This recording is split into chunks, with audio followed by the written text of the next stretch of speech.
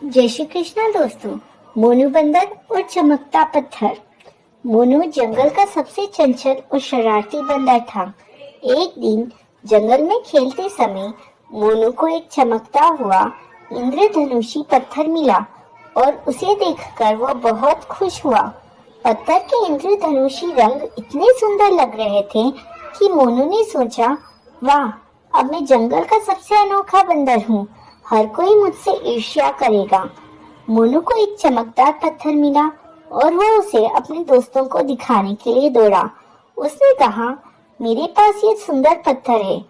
उसके दोस्त वास्तव में प्रभावित हुए उससे और उन्होंने बताया कि वो कितना बढ़िया है। धीरे धीरे यह बात सभी जंगल में फैल गई कि मोनू बंदर को एक चमकदार और बहुत ही सुंदर पत्थर मिला है। जब सभी जानवर एक एक करके उसके पास उसका पत्थर देखने आने लगे तो मोनू को घमंड होने लगा। जब भी मोनू बंदर के दोस्त उससे उसका पत्थर मांगते तो वो घमंड से उन्हें झिड़क देता था। उनसे उनके ऊपर चिल्लाकर कहता था कि मैं अपना पत्थर किसी के साथ नहीं बांटूंगा, मैं तुम्हारे साथ नहीं खेलूंगा। अब उसके दोस्त उससे दूर होने लगे। एक समय ऐसा आया जब मोनू बंदर के पास सिर्फ उसका चमकीला पत्थर रह गया। उसके पास ना कोई दोस्त था ना कोई साथी। अब उसे थोड़े दिनों बाद पछतावा होने लगा कि मैंने ये क्या किया। मैंने इस पत्थर के चक्कर में अपने सबसे अच्छे मित्रों को खो दिया है। उसे जब इस बात का एहसास हुआ तो वो झप्पू खरगोश के पास गया और उससे अपने सारे दिल की बात बताई। तब झप्पू खरगोश ने कहा, कोई बात नहीं मोनू, दोस्ती में तो ऐसा होता ही रहता है। अगर हम किसी से रूस जाते हैं तो थोड़े समय बाद वापस मान भी जाते हैं। यही सच्ची दोस्ती है। फिर मोनू बंदर ने अपने सभी दोस्तों से माफी मांगी और उस चमकदार पत्थर को सभी के बीच में बांटना शुरू कर दिया और इस तरह मोनू बंदर हंसी खुशी अपना जीवन अपने दोस्तों के साथ बिताने लगा। दोस्तों, इस कहानी से हमें यह सीख मिलती है कि हमें कभी कोई चीज का घमंड नहीं करना चाहिए और उस घमंड में आकर हमें अपना रिश्ता अपने दोस्तों और रिश्तेदारों से नहीं तोड़ना चाहिए, क्योंकि बाद में हम सिर्फ अकेले ही रह जाते हैं। जय श्री कृष्णा। राधे राधे। एक बार की बात है, एक घने जंगल में विशाल बरगद का पेड़ था। उस पेड़ पर बहुत सारे तोते रहा करते थे। वे सभी हमेशा इधर उधर की बातें करते रहते थे। उन्हीं में एक मिट्ठू नाम का तोता भी था। वो बहुत कम बोलता था और शांत रहना पसंद करता था। सब उसकी इस आदत का मजाक उड़ाया करते थे, लेकिन वह कभी भी किसी की बात का बुरा नहीं मानता था। एक दिन दो तोते आपस में बात कर रहे थे। पहला तोता बोला, मुझे एक बार बहुत अच्छा आम मिला था। मैंने पूरे दिन उसे बड़े चाव से खाया। इस पर दूसरे तोते ने जवाब दिया, मुझे भी एक दिन आम का फल मिला था। मैंने भी बड़े चाव से उसे खाया था। वही मिट्ठू तोता चुपचाप बैठा था। तब तोतों के मुखिया ने उसे देखते हुए कहा, अरे हम तोतों का तो काम ही होता है बात करना, तुम क्यों चुप रहते हो? मुखिया ने आगे कहा, तुम तो मुझे असली तोते लगते ही नहीं, तुम नकली तोते हो। इस पर सभी तोते उसे नकली तोता कहकर बुलाने लगे, लेकिन मिट्ठू तोता फिर भी चुप था। यह सब चलता रहा। फिर एक दिन रात में मुखिया की बीवी का हाथ चोरी हो गया। मुखिया की बीवी रोती हुई आई और उसने पूरी बात बताई। मुखिया की बीवी ने कहा, किसी ने मेरा हाथ चोरी कर लिया है और वो हमारी ही झुंड में से एक है। यह सुनकर मुखिया ने तुरंत सभा बुलाई। सभी तोते तुरंत सभा के लिए इकट्ठा हो गए।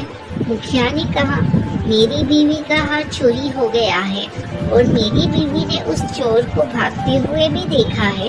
वो चोर आप लोगों में से ही कोई एक है। यह सुनकर सभी हैरान हो गए।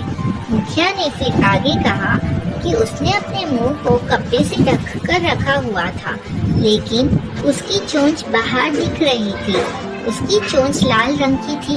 अब पूरे झुंड की निगाह मिट्ठू तोते और हीरो नाम के एक दूसरे तोते पर थी, क्योंकि झुंड में केवल इन्हीं दोनों की चोंच लाल रंग की थी। यह सुनकर सभी मुखिया से चोर का पता लगाने के लिए बोलने लगे, लेकिन मुखिया ने सोचा कि ये दोनों मेरे अपने हैं, मैं कैसे इनसे पूछ सकता हूँ कि तुम चोर हो क्या। इसलिए मुखिया ने एक कौवे से इसका पता लगाने के लिए मदद ली। असली चोर का पता लगाने के लिए कौवे को भी बुलाया गया। कौवे ने लाल चोंच वाले हीरू और मिट्ठू तोते को सामने बुलाया। कौवे ने दोनों तोतों से पूछा कि तुम दोनों चोरी के समय कहाँ थे। इस पर हीरू तोता जोर जोर से बोलने लगा, मैं उस दिन बहुत थक गया था, इसलिए खाना खाकर मैं उस रात जल्दी सोने के लिए चला गया था। वहीं मिट्ठू तोते ने बहुत धीमी आवाज में जवाब दिया। उसने कहा, मैं उस रात सो रहा था। इस बात को सुनकर कौवे ने फिर पूछा, तुम दोनों अपनी बात साबित करने के लिए क्या कर सकते हो। इस पर हीरू तोता फिर बड़ी तेज आवाज में बोला, मैं उस रात सो रहा था, मेरे बारे में सब जानते हैं, ये चोरी मिट्ठू ने ही की होगी, इसलिए वह इतना शांत होकर खड़ा है। मिट्ठू तोता चुपचाप खड़ा हुआ था। सभा में मौजूद सभी तोते चुपचाप यह सब देख रहे थे। मिट्ठू तोता फिर धीमी आवाज में बोला, मैंने ये चोरी नहीं की है। इस बात को सुनकर कौवा मुस्कुराकर बोला कि चोर का पता लग गया है। मुखिया के साथ साथ सब लोग हैरानी से कौवे की ओर देखने लगे। कौवे ने बताया कि चोरी हीरू तोते ने की है। इस पर मुखिया ने पूछा, आप यह कैसे कह सकते हैं। कौवे ने मुस्कुराकर कहा, हीरू तोता जोर जोर से बोलकर अपने झूठ को सच साबित करने में लगा था, जबकि मिट्ठू तोता जानता है कि वो सच बोल रहा है, इसलिए वो अपनी बात आराम से कह रहा था। कौवे ने आगे कहा, वैसे भी हीरू तोता बहुत बोलता है, उसकी बात पर भरोसा नहीं किया जा सकता। इसके बाद हीरू ने अपना जुर्म कबूल कर लिया और सभी से माफी मांगी। यह सुनकर सभी तोते हीरू तोते को कड़ी सजा देने की बात कहने लगे, लेकिन मिट्ठू तोते ने कहा, मुखिया जी, हीरू तोते ने अपनी गलती मान ली है, उसने सबके सामने माफी भी मांग ली है, उससे पहली बार यह गलती हुई है, इसलिए उसे माफ किया जा सकता है। ये बात सुनने के बाद मुखिया ने हीरू तोते को माफ कर दिया। दोस्तों, इस कहानी से हमें यह सीख मिलती है, कभी कभी ज्यादा बोलकर हम अपनी अहमियत खो देते हैं, इसलिए जरूरत के समय ही बोलना चाहिए। बहुत समय पहले की बात है, किसी घने जंगल में पक्षियों की सभा लगा करती थी। जानवर अपनी परेशानी राजा को बताते थे और राजा उसका हल निकालते थे। लेकिन एक जंगल ऐसा भी था जिसका राजा गरुड़ सिर्फ भगवान विष्णु की भक्ति में लीन रहता था। इससे परेशान होकर हंस, तोता, कोयल और कबूतर जैसे तमाम पक्षियों में एक आम सभा बुलाई। सभा में सभी पक्षियों ने एक स्वर में कहा कि हमारे राजा गरुड़ हमारी ओर ध्यान ही नहीं देते। तभी मोर ने कहा कि हमें अपनी परेशानियों को लेकर विष्णु लोक जाना पड़ता है। सभी जानवरों की दुर्गति हो रही है, लेकिन हमारे राजा को कोई फर्क नहीं पड़ता। उसी वक्त हुदहुद चिड़िया ने एक नया राजा बनाने का प्रस्ताव रखा। कोयल ने कुहू कुहू और मुर्गे ने कुकड़ू की आवाज निकालकर इसका समर्थन किया। इस तरह घंटों चली सभा में परेशान पक्षियों ने आम सहमति से एक नया राजा चुनने का फैसला किया। अब राजा को चुनने के लिए रोज बैठक होने लगी। कई दिनों तक चर्चा करने के बाद सभी ने आपसी सहमति से उल्लू को राजा चुन लिया। नए राजा का चुनाव होते ही सभी पक्षी उल्लू के राज्य अभिषेक की तैयारी में जुट गए। तमाम तीर्थ स्थलों से पवित्र जल मंगवाया गया और राजा के सिंहासन को मोतियों से जड़ने का कार्य तेजी से होने लगा। सारी तैयारियां होने के बाद उल्लू के राज्याभिषेक का दिन आया। मुकुट, माला, सब सामान तैयार था। तोते मंत्र पढ़ रहे थे। तभी दो तोतों ने राज्याभिषेक से पहले उल्लू से लक्ष्मी मंदिर जाकर पूजन करने को कहा। उल्लू फौरन तैयार हो गया और दोनों तोतों के साथ पूजा के लिए उड़ गया। उसी समय इतनी तैयारियां और सजावट देखकर कौवा आ गया। कौवे ने पूछा, अरे इतनी तैयारियां किस खुशी में, उत्सव क्यों मनाया जा रहा है? इस पर मोर ने कौवे से कहा, हमने जंगल का नया राजा चुना है। आज उनका राज्याभिषेक होना है। उसी के लिए ये सब सजावट की गई है। इतना सुनते ही गुस्से से लाल कौवे ने कहा, ये फैसला लेते समय मुझे क्यों नहीं बुलाया गया? मैं भी तो एक पक्षी हूँ। इस बात का जवाब तुरंत मोर ने देते हुए कहा, यह फैसला जंगली पक्षियों की सभा में लिया गया था। अब तुम तो बहुत दूर इंसानों के शहर और गांव में जाकर बस गए हो। गुस्से में काले कौवे ने पूछा, तुमने किसे राजा चुना? तो मोर ने बताया उल्लू को। यह सुनते ही कौवा और गुस्सा हो गया।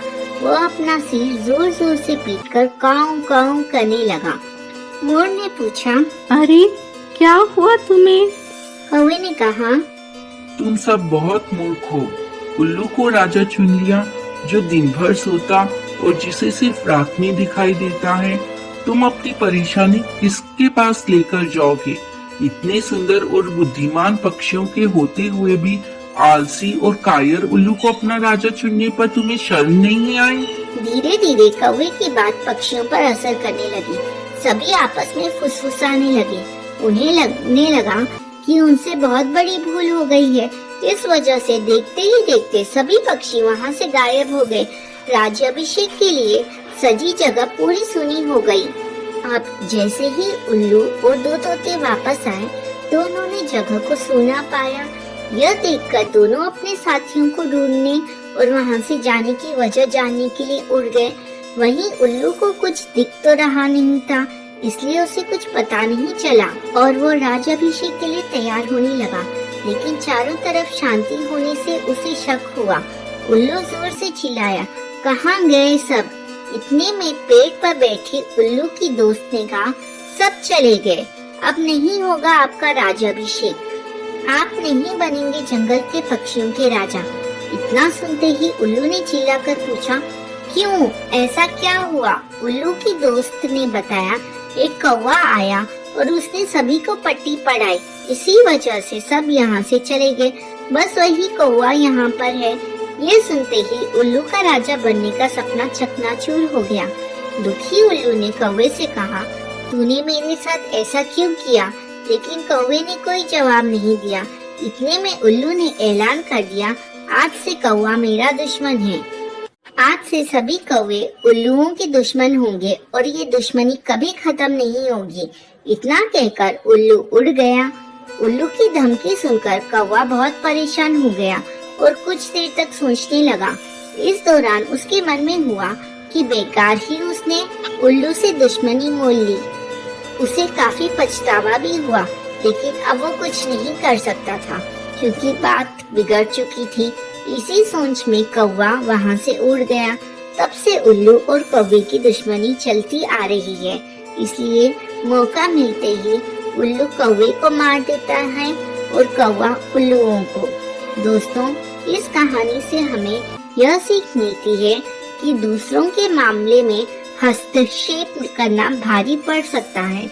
दूसरों का काम बिगाड़ने की आदत उम्र भर की दुश्मनी दे सकती है। इसलिए अपने काम से काम रखना चाहिए। एक घने जंगल में एक पेड़ पर मुर्गा रहा करता था। वो रोज सुबह सूरज निकलने से पहले उठ जाता था। उठने के बाद वो जंगल में दाना पानी चुगने के लिए चला जाता था और शाम होने से पहले वापस लौट आता था। उसी जंगल में एक चालाक लोमड़ी भी रहती थी। वो रोज मुर्गे को देखती और सोचती, कितना बढ़िया और बड़ा मुर्गा है। अगर यह मेरे हाथ लग जाए तो कितना स्वादिष्ट भोजन बन सकता है। लेकिन मुर्गा कभी भी उस लोमड़ी के हाथ नहीं आता था। एक दिन मुर्गे को पकड़ने के लिए लोमड़ी ने एक तरकीब निकाली। वो उस पेड़ के पास गई जहाँ मुर्गा रहता था और कहने लगी, अरे ओ मुर्गे भाई, क्या तुम्हें खुशखबरी मिली? जंगल के राजा और हमारे बड़ों ने मिलकर सारे लड़ाई झगड़े खत्म कर देने का फैसला किया है। आज से कोई भी जानवर किसी दूसरे जानवर को नुकसान नहीं पहुंचाएगा। इसी बात पर आओ, नीचे आओ, हम गले लगकर एक दूसरे को बधाई दें। लोमड़ी की यह बात सुनकर मुर्गे ने मुस्कुराते हुए उसकी तरफ देखा और कहा, अरे वाह लोमड़ी बहन, ये तो बहुत अच्छी खबर है। पीछे देखो, शायद इसलिए हमसे मिलने हमारे कुछ और दोस्त भी आ रहे हैं। लोमड़ी ने हैरान होकर पूछा। दोस्त? कौन दोस्त? मुर्गे ने कहा, अरे वो शिकारी कुत्ते, वो भी अब हमारे दोस्त है ना। कुत्तों का नाम सुनते ही लोमड़ी ने ना आव देखा न ताक और उनके आने की उल्टी दिशा में दौड़ पड़ी। मुर्गे ने हंसते हुए लोमड़ी से कहा, अरे अरे लोमड़ी बहन, कहाँ भाग रही हो? अब तो हम सब दोस्त हैं ना। हाँ हाँ, दोस्त तो है, लेकिन शायद शिकारी कुत्तों को अभी तक यह खबर नहीं मिली है। यह कहते हुए लोमड़ी वहाँ से भाग निकली और मुर्गे की सूझबूझ की वजह से उसकी जान बच गई। बच्चों, चतुर मुर्गा और चालाक लोमड़ी की कहानी से हमें यह शिक्षा मिलती है कि किसी भी बात पर आसानी से विश्वास नहीं करना चाहिए और चालाक लोगों से हमेशा सावधान रहना चाहिए। किसी गांव में एक धोबी अपने गधे के साथ रहता था और रोज सुबह अपने गधे के साथ लोगों के घरों से गंदे कपड़े लाता और उन्हें धोकर वापस दे आता था। यही उसका दिन भर का काम था और इसी से उसकी रोजी रोटी चलती थी। गधा कई सालों से धोबी के साथ काम कर रहा था और समय के साथ साथ अब वह बूढ़ा हो गया था। बढ़ती उम्र ने उसे कमजोर बना दिया था, जिस वजह से वह ज्यादा कपड़ों का वजन नहीं उठा पाता था। एक दोपहर धोबी अपने गधे को साथ में कपड़े धोने धोबी घाट जा रहा था। धूप तेज थी और गर्मी की वजह से दोनों की हालत भी खराब हो रही थी। गर्मी के साथ साथ कपड़ों के अधिक वजन के कारण गधे को चलने में परेशानी हो रही थी।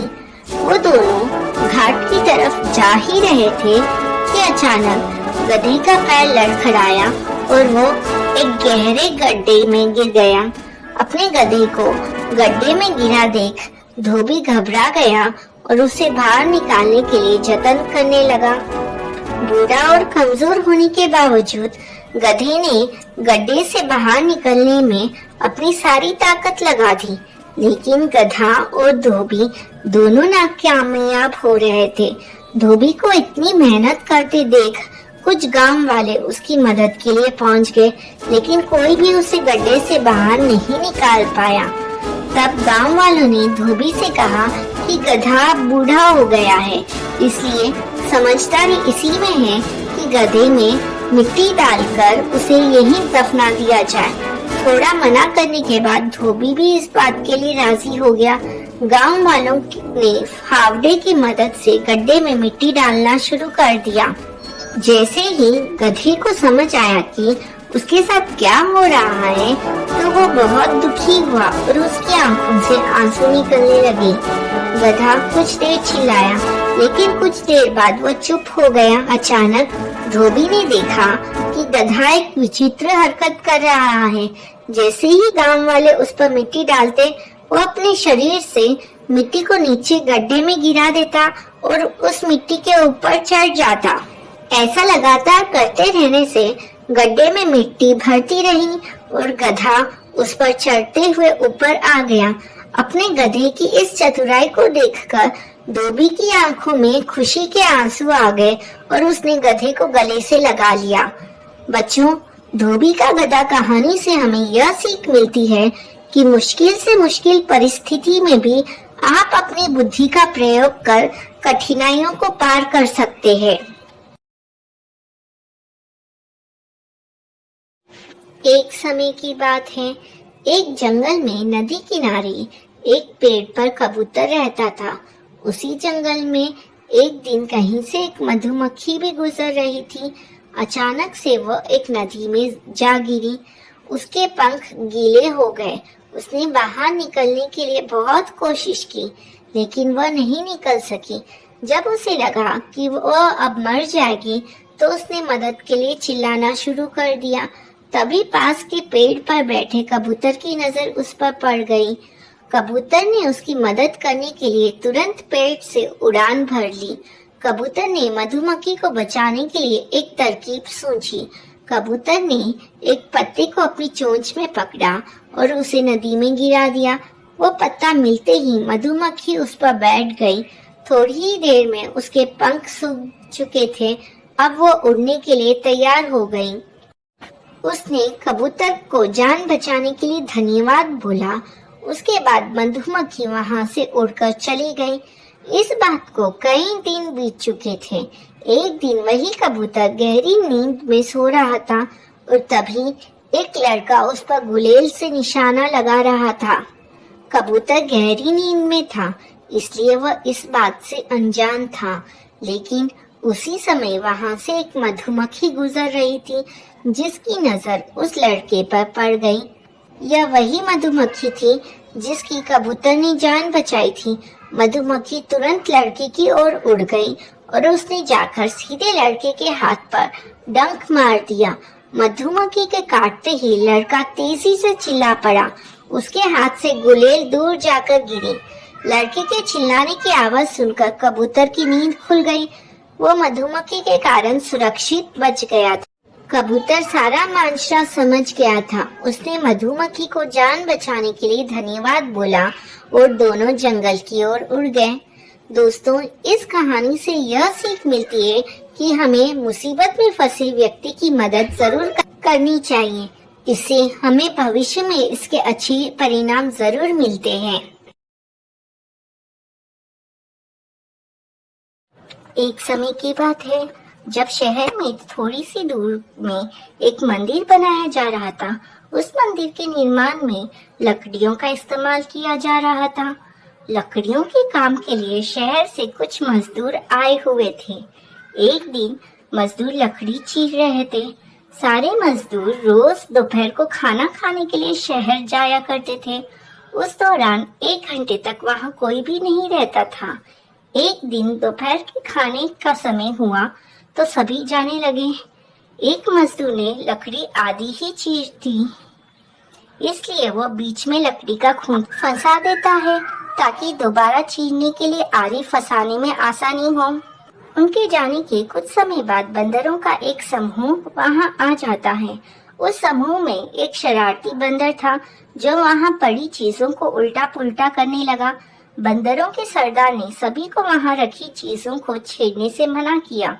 कुछ समय बाद सारे बंदर पेड़ों की तरफ वापस जाने लगे तो वो शरारती बंदर सबसे बचकर पीछे रह जाता है और उधम मचाने लगता है। शरारत करते करते उसकी नजर उस अध चीरे लकड़ी पर पड़ती है जिस पर मजदूर ने लकड़ी का खूंटा लगाया था। खूंटे को देखकर बंदर सोचने लगता है कि उस लकड़ी को वहां पर क्यों लगाया है, उसे निकालने पर क्या होगा। फिर वो उस खूंटे को बाहर निकालने के लिए खींचने लगता है। बंदर के अधिक जोर लगाने पर वो खूंटा हिलने लगता है और खिसकने लगता है, जिसे देखकर बंदर खुश होता है और जोर लगाकर उस खूंटे को सरकाने लगता है। वो खूंटे को निकालने में इतना मगन हो जाता है कि उसे पता ही नहीं चलता कि कब उसकी पूंछ दोनों पाटों के बीच में आ गई है। बंदर पूरी ताकत के साथ खूंटे को खींचकर बाहर निकाल देता है। खूंटा निकलते ही लकड़ी के दोनों भाग चिपक जाते हैं और उसकी पूंछ बीच में फंस जाती है। पूंछ के फंसने पर बंदर दर्द के मारे चिल्लाने लगता है और तभी मजदूर भी वहां पहुंच जाते हैं। उन्हें देखकर बंदर भागने के लिए जोर लगाता है तो पूंछ टूट जाती है।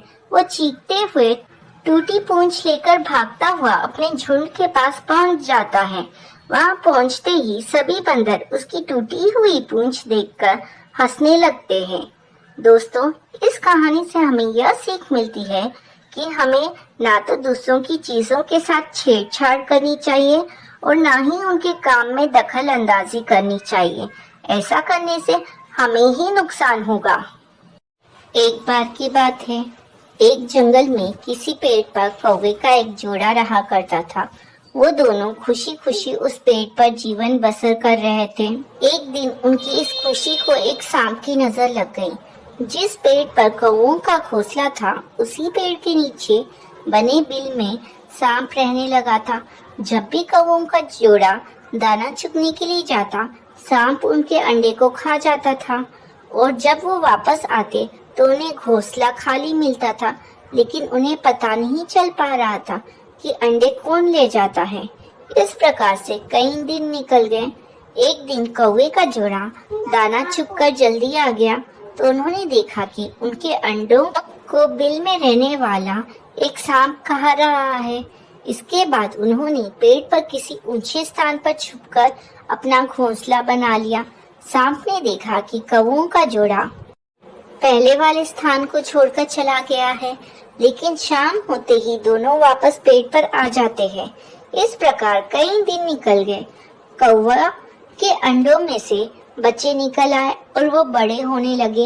एक दिन सांप को उनके नए घोंसले का पता चल गया और वह कौवों के जाने का इंतजार करने लगा।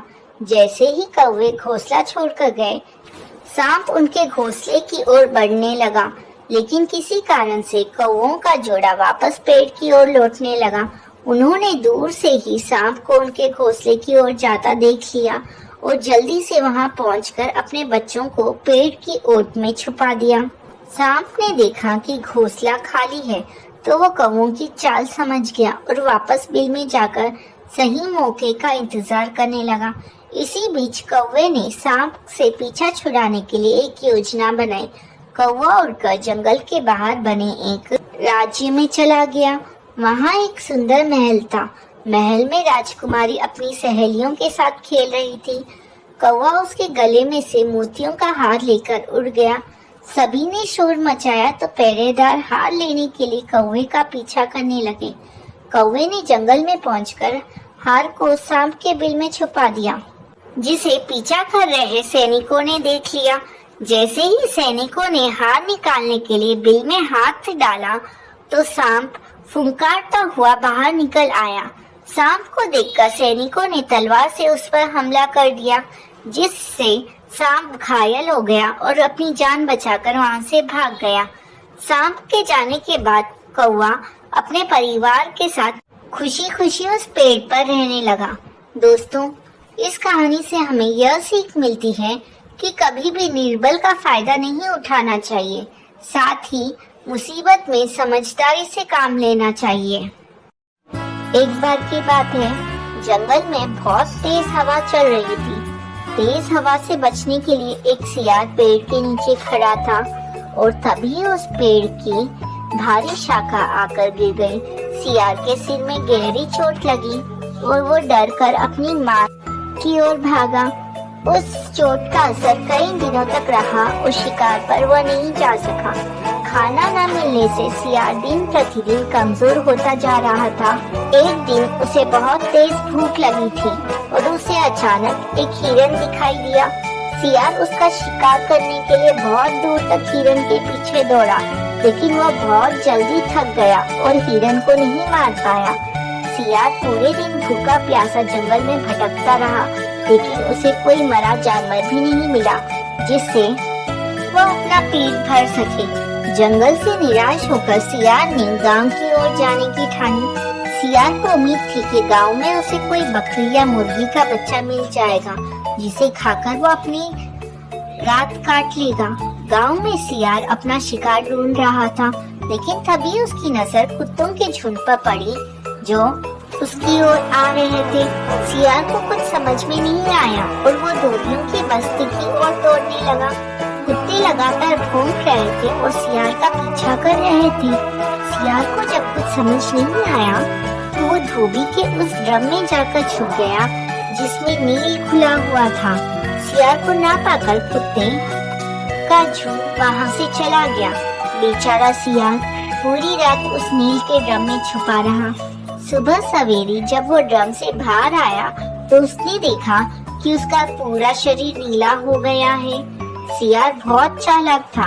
अपना रंग देखकर उसके दिमाग में एक आइडिया आया और वो वापस जंगल में आ गया।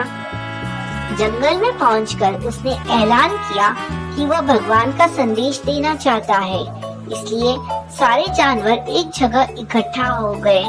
सारे जानवर सियार की बात सुनने के लिए एक बड़े पेड़ के नीचे एकत्रित हो गए। सियार ने जानवरों की सभा में कहा, क्या किसी ने कभी नीले रंग का कोई जानवर देखा है? मुझे यह अनोखा रंग भगवान ने दिया है और कहा है कि तुम जंगल पर राज करो। भगवान ने मुझसे कहा है कि जंगल के जानवरों का मार्गदर्शन करने की जिम्मेदारी तुम्हारी है। सभी जानवर सियार की बात मान गए। सब एक स्वर में बोले, कहिए महाराज, क्या आदेश है? सियार ने कहा, सारे सियार जंगल में चले जाए, क्योंकि भगवान ने कहा है कि सियारों की वजह से इस जंगल पर बहुत बड़ी आपदा आने वाली है। नीले सियार की बात को भगवान का आदेश मानकर सारे जानवर जंगल के सियारों को जंगल से बाहर खदेड़ आए। ऐसा नीले सियार ने इसलिए किया क्योंकि अगर सियार जंगल में रहते तो उसकी पोल खुल सकती थी। अब नीला सियार जंगल का राजा बन चुका था। मोर उसे पंखा झलते और बंदर उसके पैर दबाते। सियार का मन किसी जानवर को खाने का करता तो वो उसकी बलि मांग लेता। अब सियार कहीं नहीं जाता, हमेशा अपनी शाही मांग में बैठा रहता और सारे जानवर उसकी सेवा में लगे रहते। एक दिन चांदनी रात में सियार को प्यास लगी।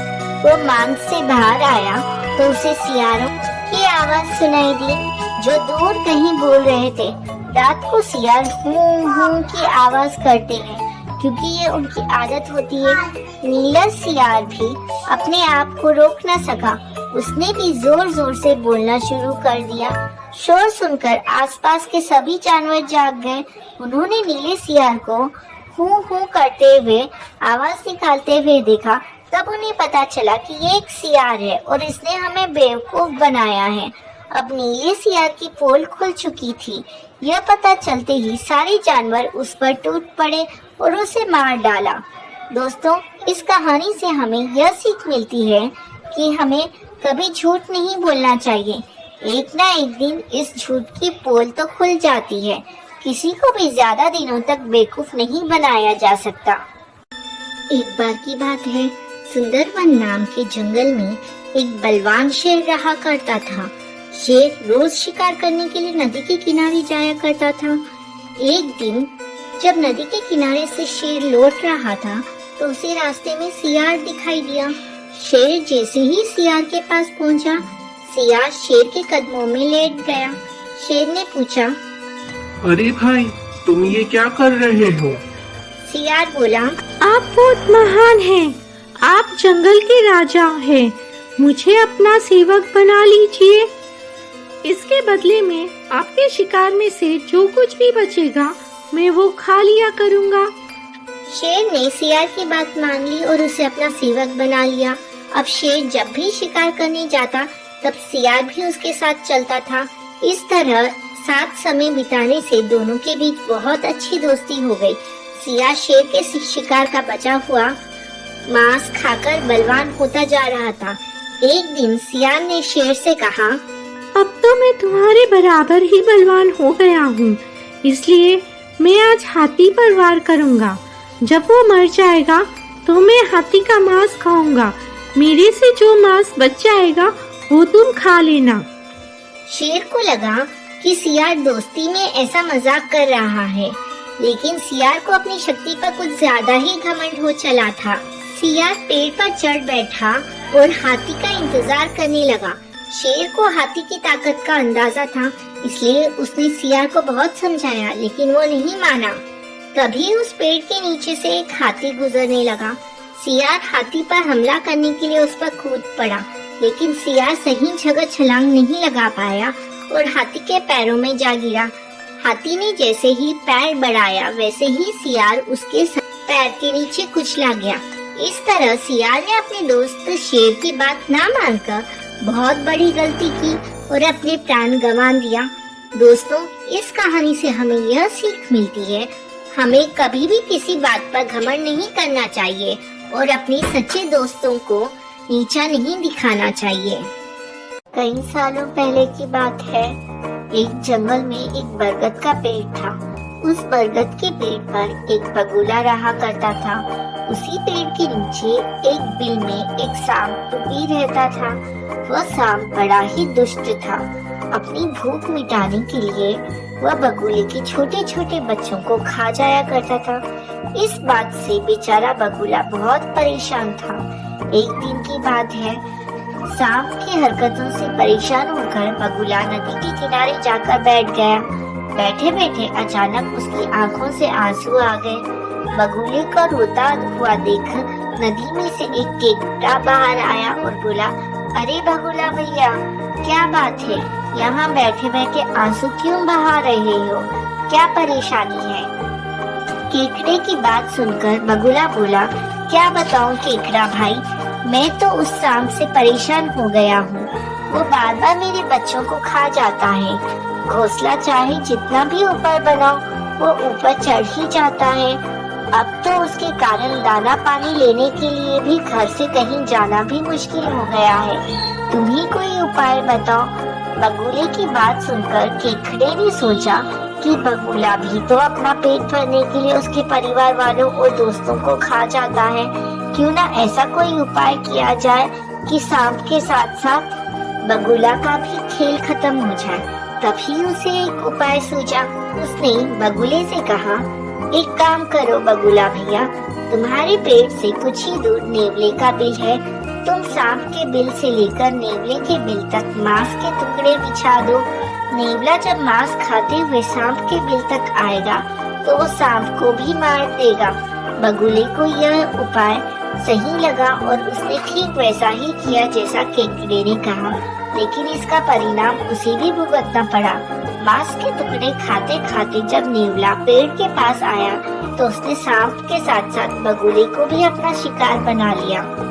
दोस्तों, इस कहानी से हमें यह सीख मिलती है कि किसी भी बात पर आंख बंद करके विश्वास नहीं करना चाहिए। साथ ही उसके परिणाम और दुष्परिणाम के बारे में भी सोच लेना चाहिए। सालों पहले वरुण पर्वत के पास एक राज्य बसा हुआ था। उस राज्य में एक बड़ा सा सांप मंदविष भी रहता था। बूढ़ा होने की वजह से वह आसानी से अपना शिकार ढूंढ नहीं पाता था। एक दिन उसने तरकीब सोची। वो तुरंत मेंढकों से भरे हुए एक तालाब के पास पहुंच गया। वहाँ वह दुखी सा होकर एक पत्थर के ऊपर बैठ गया। तभी पास के पत्थर पर बैठे एक मेंढक ने उसे देखा।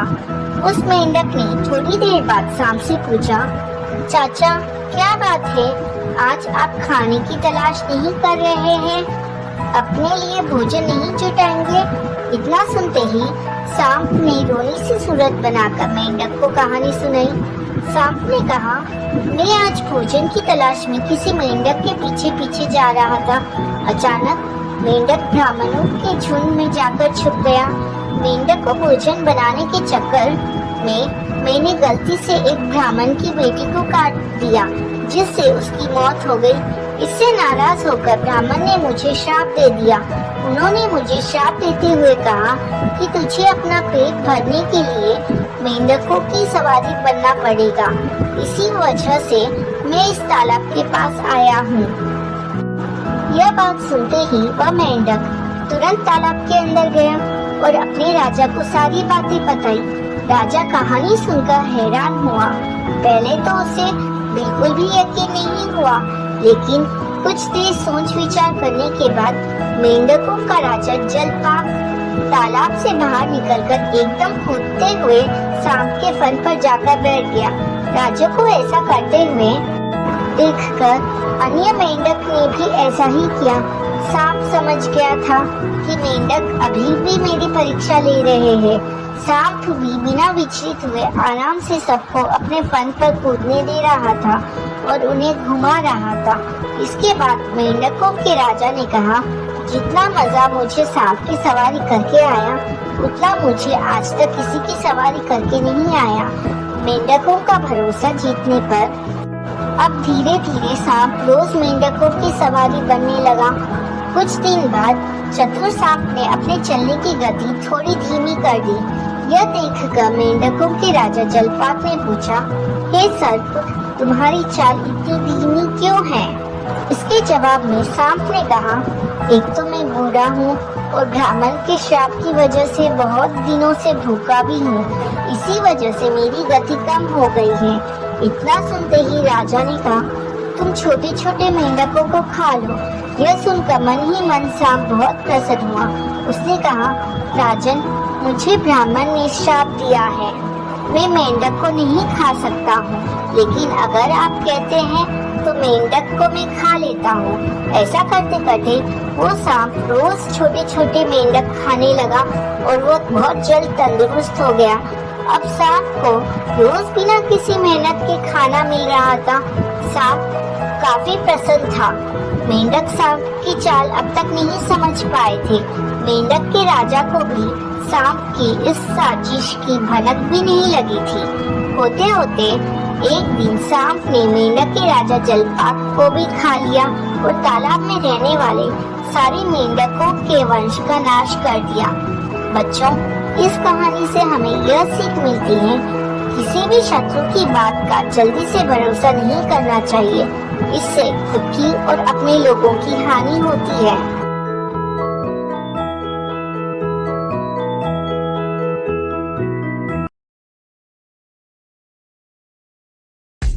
बहुत पुरानी बात है। एक राजा के पास पालतू बंदर था। राजा उस बंदर पर बहुत विश्वास करता था, क्योंकि वह बंदर राजा का भक्त था। बंदर राजा की पूरे मन से सेवा करता था, लेकिन बंदर बिल्कुल मूर्ख था। उसे कोई भी काम ठीक से समझ में नहीं आता था। राजा जब भी विश्राम करता, बंदर उसकी सेवा के लिए हाजिर हो जाता था, उसके लिए हाथ पंखा चलाता था। एक दिन की बात है, जब राजा सो रहा था और बंदर उसके लिए पंखा झल रहा था, तभी एक मक्खी भिन भिन करते हुए राजा के ऊपर आकर बैठ जाती है। बंदर उस मक्खी को पंखे से बार बार भगाने की कोशिश करता है, लेकिन मक्खी उड़कर कभी राजा की छाती पर, तो कभी राजा के सिर पर, तो कभी राजा के पैर पर जाकर बैठ जाती थी। वह मूर्ख बंदर काफी समय तक ऐसे ही मक्खी को भगाने की कोशिश करता रहा, लेकिन मक्खी यहाँ से वहाँ जाने का नाम ही नहीं ले रही थी। यह देखकर बंदर को क्रोध आ जाता है और वह पंखा छोड़कर तलवार निकाल लेता है। जब मक्खी राजा के माथे पर बैठती है, तो बंदर तलवार लेकर राजा की छाती पर चढ़ जाता है। यह देखकर राजा काफी डर जाता है। फिर मक्खी माथे से उड़ जाती है, तो बंदर उसे मारने के लिए हवा में तलवार चलाता है। इसके बाद मक्खी राजा के सिर पर जाकर बैठ जाती है, तो बंदर की तलवार से राजा के बाल कट जाते हैं और जब मूंछ पर बैठती है, तो मूंछ कट जाती है। यह देखकर राजा कमरे से जान बचाकर भागता है और बंदर तलवार लेकर उसके पीछे भागता है। इससे पूरे महल में उथल पुथल मच जाती है।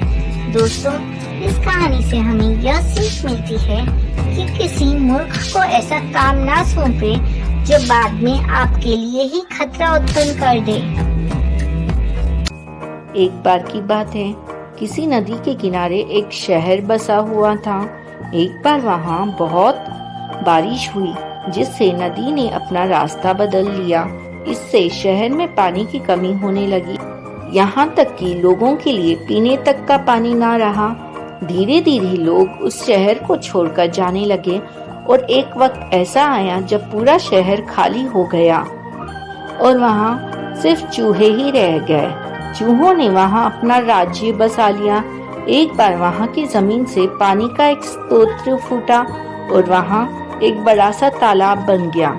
दूसरी ओर उस शहर से काफी कुछ ही दूर पर एक जंगल था, जहाँ कई जंगली जानवर रहते थे। उन जानवरों के साथ कई हाथी भी वहाँ रहते थे, जिनका राजा था गजराज नाम का हाथी। एक बार की बात है, वहाँ भयानक सूखा पड़ गया। सभी जानवर पानी के लिए हाहाकार मचाने लगे। भारी भरकम हाथियों की भी बुरी हालत हो गई। हाथियों के बच्चे बिना पानी के परेशान होने लगे थे। इतने में गजराज के दोस्त चील वहाँ आया और उसने खबर दी कि खंडर बने शहर में एक पानी का तालाब है। यह सुनते ही हाथी अपने बच्चों और बाकी साथियों को लेकर शहर की तरफ चल पड़ा। कई हाथी उस ओर चल पड़े। रास्ते में चूहों का शहर भी पड़ा। उन विशाल हाथियों के पैरों तले कई चूहे दबकर मर गए। इतना ही नहीं, हाथी फिर उसी रास्ते से वापस आए और कई और चूहे मारे गए। ऐसा कई दिनों तक चलता रहा और इस बात की खबर चूहों के राजा मूषक राज तक भी पहुंची। वो इस बात को लेकर बहुत चिंतित हुआ उसके मंत्रियों ने मूषक राज को कहा, महाराज, आपको जाकर गजराज से इस बारे में बात करनी चाहिए। उनकी बात सुनकर मूषक राज गजराज के जंगल उससे बात करने गया। एक बड़े से पेड़ के नीचे गजराज खड़ा था। मूषक राज वहाँ सामने पड़े एक बड़े से पत्थर पर चढ़ गया और कहने लगा, महाराज को मेरा नमस्कार। मैं मूषक राज हूँ। मैं उस खंडहर बने शहर में अपनी प्रजा के साथ रहता हूँ। हाथी को मूषक राज की बात ठीक से सुनाई नहीं दे रही थी। वो थोड़ा नीचे झुका और चूहे की तरफ अपने कान करके बोला, हे नन्हे प्राणी, आप कुछ कह रहे थे, क्या आप फिर से कहेंगे? यह सुनकर मूषक राज ने फिर से अपनी बात दोहराई। मैं मूषक राज हूँ। मैं उस खंडहर बने शहर में अपनी प्रजा के साथ रहता हूँ। आप और आपके अन्य हाथी मित्र जब भी तालाब की ओर जाते हैं तो कई चूहे आपके पैरों तले दबकर मर जाते हैं। कृपया करके ऐसा ना करें, वरना बहुत जल्दी हम में से कोई नहीं बचेगा। यह सुनने के बाद गजराज दुखी होकर बोला, मुझे पता ही नहीं था कि हम इतना बुरा कर रहे थे। हम तालाब तक जाने के लिए कहीं और रास्ता ढूंढेंगे। यह सुनते ही चूहा बहुत खुश हुआ और बोला, गजराज, आपने मुझे से छोटे से प्राणी की बात सुनी। मैं आपका आभारी हूँ। भविष्य में कभी भी अगर आपको किसी मदद की जरूरत हो तो मुझे जरूर बताएं। गजराज ने मन में सोचा कि यह इतना छोटा सा जीव मेरे किस काम आएगा, इसलिए उसने चूहे को मुस्कुराकर विदा किया। कुछ दिनों तक सब कुछ ठीक चल रहा था कि एक बार पड़ोसी देश के राजा ने अपनी सेना को मजबूत करने के लिए हाथी रखने का फैसला किया। राजा के मंत्री और उनकी सेना ने जंगल में कई हाथी पकड़े। हाथियों के पकड़े जाने की चिंता गजराज को सताने लगी। एक रात गजराज इसी चिंता में जंगल में टहल रहा था कि अचानक उसका पैर सूखी पत्तियों में छिपाए जाल पर पड़ा और वो जाल में फंस गया। हाथी जोर जोर से चिंगारने लगा, लेकिन कोई उसकी मदद के लिए नहीं आया। इसी बीच एक भैंस ने हाथी की आवाज सुनी। वो गजराज का बहुत आदर सम्मान करता था, क्योंकि एक बार गजराज ने भैंस को गड्ढे से निकालकर उसकी जान बचाई थी। गजराज को जाल में फंसा देख वो बहुत चिंतित हुआ और बोलने लगा, गजराज, मैं आपकी मदद के लिए क्या करूं? अपनी जान देकर भी मैं आपकी मदद करूंगा गजराज। गजराज ने कहा, तुम जल्दी से जाकर उस खंडहर शहर में रहने वाले मूषक राज को मेरी खबर दो। गजराज की बात सुनकर भैंस दौड़ता हुआ मूषक राज के पास पहुंच गया और उसे सारा हाल बताया। मूषक राज ने जैसे ही यह बात सुनी, वो अपनी कई सैनिकों को लेकर भैंस की पीठ पर बैठ गया और गजराज के पास पहुंचा। फिर चूहों ने मिलकर जाल को काटा और गजराज को आजाद कर दिया। इसके बाद गजराज ने मूषक राज को धन्यवाद कहा। सभी खुशी खुशी रहने लगे। गजराज और मूषक राज की दोस्ती भी गहरी हो गई। बच्चों, इस कहानी से हमें यह सीख मिलती है कि कोई भी प्राणी छोटा नहीं होता। जरूरत होती है तो बस प्यार और विश्वास की। आपसी प्यार हर तरह के दुखों को दूर कर सकता है। किसी जंगल में एक बरगद के पेड़ पर कबूतरों का एक झुंड रहता था। कबूतरों के उस झुंड का राजा बहुत ही चतुर और बुद्धिमान था। एक दिन कबूतर भोजन की तलाश में उड़ रहे थे। उन्हें जमीन पर ढेर सारे दाने बिखरे हुए दिखाई दिए। सभी कबूतर दाना चुगने के लिए जमीन पर उतर गए, लेकिन वहाँ तो बहेलिया ने जाल बिछाया था। सारे कबूतर उस शिकारी द्वारा बिछाए गए जाल में फंस गए। जाल में फंसने के बाद कबूतर बहुत उदास हो गए, क्योंकि वे जानते थे कि उनका अंत निकट था। कबूतरों के राजा ने उन्हें हिम्मत न हारने की सलाह दी। उसने कहा कि यदि वे एकजुट होकर जोर लगाएं, तो वे जाल को लेकर उड़ सकते हैं। वह एक बुद्धिमान कबूतर था, जिसे एकता की शक्ति का पता था। सभी कबूतरों ने एक साथ जोर लगाया और जाल को लेकर उड़ गए।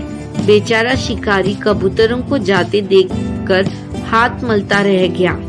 काफी देर उड़ने के बाद वे ऐसी जगह पर पहुंचे जहां पर कबूतरों के राजा का एक पुराना दोस्त रहता था। वो एक चूहा था। कबूतर ने अपने दोस्त को आवाज लगाई और वह बिल से बाहर निकला। जब उसने सारी बात सुनी तो उसने अपने साथी चूहों को बुलाया। सभी चूहों ने जाल को काटना शुरू किया और कबूतरों को आजाद करवाया। दोस्तों, इस कहानी से हमें यह शिक्षा मिलती है कि एकता में बल होता है और हमें विपरीत परिस्थिति में भी हिम्मत नहीं हारना चाहिए। बहुत समय पहले की बात है। एक जंगल में एक बहुत बड़े पेड़ के तने में एक खोल था। उस खोल में कपिंजल नाम का एक तीतर रहा करता था। हर रोज वो खाना ढूंढने खेतों में जाया करता था और शाम तक घर लौट आता था। एक दिन खाना ढूंढते ढूंढते कपिंजल अपने दोस्त के साथ दूर किसी खेत में निकल गया और शाम को नहीं लौटा। जब कई दिनों तक तीतर वापस नहीं आया तो उसके खोल को एक खरगोश ने अपना घर बना लिया और वहीं रहने लगा। लगभग 2 से 3 हफ्तों बाद तीतर वापस आया।